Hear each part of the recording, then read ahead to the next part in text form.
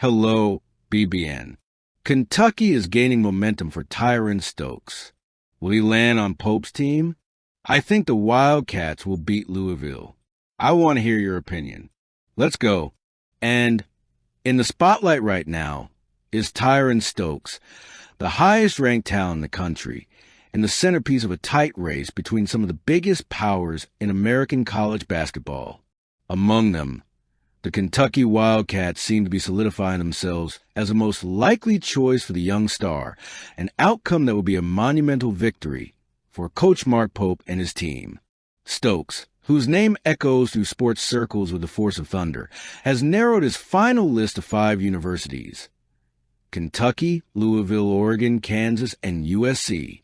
The decision won't be easy, but signs point to the Wildcats' growing favoritism over their rivals.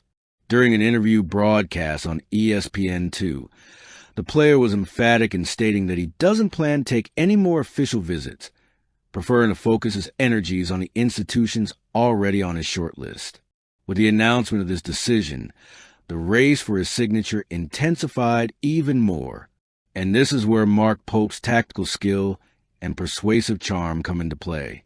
The Kentucky head coach has demonstrated an impressive ability to build genuine relationships with elite players, transforming Rupp Arena into a desirable destination for those dreaming of excelling in college basketball. It's no surprise that, according to sources close to the process, Kentucky frequently comes up in Stokes' conversations. The tireless work of the Wildcats recruiting team, led by Pope, has been a crucial differentiator in this final stretch. But let's talk about something that really stands out: Stokes' stellar performance on that ESPN2 broadcast. In front of millions of viewers, he not only showcased his natural talent, but also his ability to be decisive in the most crucial moments. With 27 points and 8 rebounds, he led Notre Dame to an epic comeback against dynamic Prep, overcoming a 16-point deficit. And as if that weren't enough, it was Stokes who sealed the victory by intercepting a pass intended for Marcus Spears Jr., another top 10 prospect, in the final seconds. This kind of performance not only cements his position as one of the most coveted players in the country, but also increases the pressure on interested universities to secure his signature. However, while the battle remains fierce, Kentucky appears to be ahead of its main competitors. Louisville, historically a fierce rival of the Wildcats, has tried to use its geographic proximity as an advantage, but so far has failed to match the emotional and structural appeal offered by Pope and his staff. Oregon, with the financial clout and influence of its coach, is making a late push, try to lure Stokes with promises of unlimited resources and maximum exposure. However, even with this external pressure, information from experts like Joe Tipton, one of the most respected names in the recruiting world, indicates that Kentucky continues to lead the race. Kentucky is the school that comes up most often, Tipton stated, highlighting the Wildcats' solid position. Another interesting point is Stokes' dual athleticism, having recently discovered passion for high school football. This multifaceted personality may have influenced his methodical and thoughtful approach to the decision-making process. He's not just looking for a place to play basketball. He's looking for a university that can foster growth in all areas of his life. And in this regard, Kentucky has a lot to offer. The Wildcats program is known for preparing athletes for both the NBA and life after sports, a legacy that certainly weighs heavily on the scale. While Stokes hasn't yet set a specific date to announce his choice, the general feeling is that we're heading toward a conclusion soon. And, based on the available information, everything indicates that Kentucky is in a prime position to emerge victorious from this contest. For Wildcats fans, expectations are high. Stokes' arrival would represent not only an immediate boost to the team, but also a clear sign that the project led by Mark Pope is on the right track to regain absolute dominance in the college scene. Meanwhile, Louisville watches from afar, knowing it faces a nearly impossible battle against the Wildcats' momentum and organization. We'll see how it plays out. Mark Pope's first year in Lexington was one of rebuilding and rediscovery. Now, with a renewed roster in its second year and an eye on the future, the Kentucky basketball coach appears more confident than ever in his approach.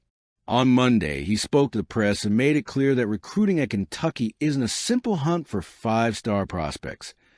It's a nearly artisanal selection process, guided by values adaptation and a deep understanding of what it means to wear the blue and white of the Wildcats. "I think the process is even more fun than ever," Pope said, with a smile that seemed to mix relief and enthusiasm. "I keep saying the most important part of this process for us isn't finding the best, highest-ranked player.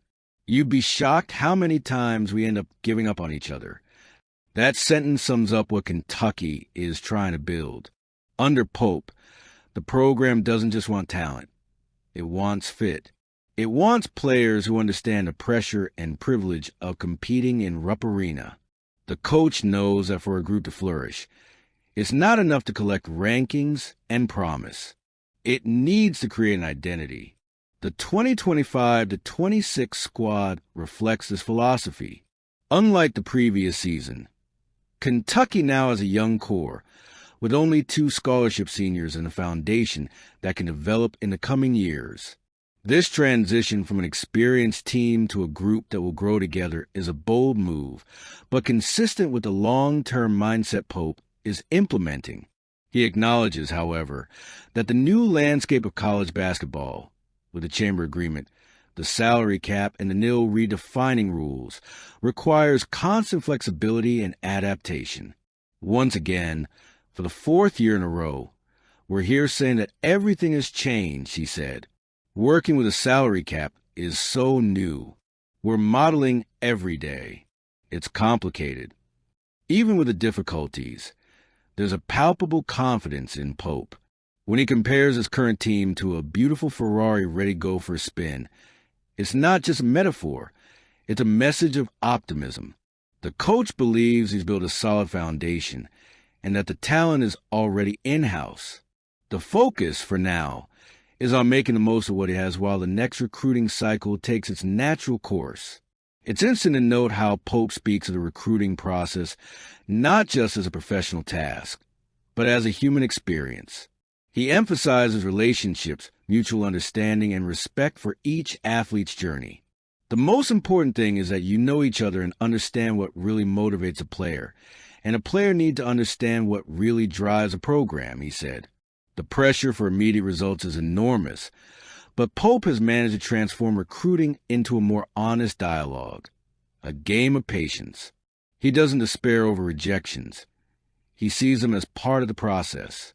Even with the kids we recruited so hard who end up finding out it's not the right fit for them, we've had the chance to build a great relationship, he explained. This world is so small, so we're going to cross paths 100 times. Mark Pope understands that the new college basketball scene is a complex ecosystem, but he also sees it as an opportunity. In an environment where many coaches are racing against time and the system, he chooses to run with purpose. His vision is of a Kentucky that not only returns to the top, but does so with authenticity, with players who aren't there just to get by, but to belong. If there's one thing that defines this new era in Lexington, it's precisely this: purpose. Pope is rebuilding the program brick by brick, conversation by conversation, and the results are beginning to take shape. Amidst a landscape of change and uncertainty, Kentucky seems to have found something rare: a coach with a passion. The Lexington program, synonymous with NCAA excellence, is entering a new era with Pope, a coach whose strategic vision and infectious enthusiasm have prepared the team to face the sport's modern challenges with the same grit and sophistication that made the team a historic powerhouse. During Media Day, the event marking the official start of the season, Pope spared no metaphors to describe the squad's current situation. "We have a beautiful Ferrari, and we can't wait to take it for a spin."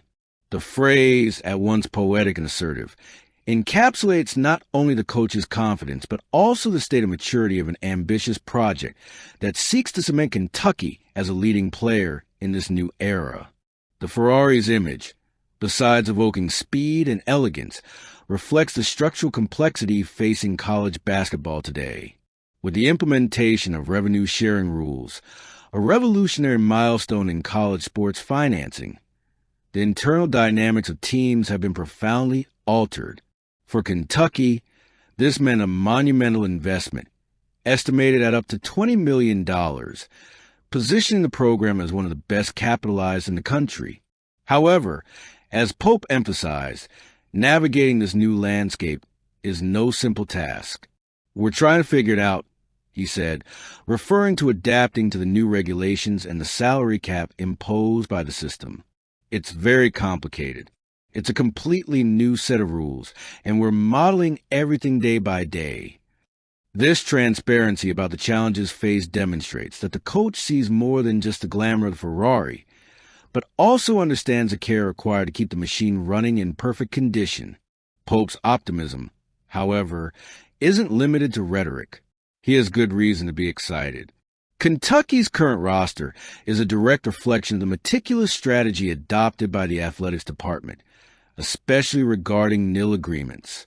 The recently established partnership with JMI, a leading sports marketing company, has been crucial in ensuring that players have access to high-level financial opportunities without compromising the integrity of the program.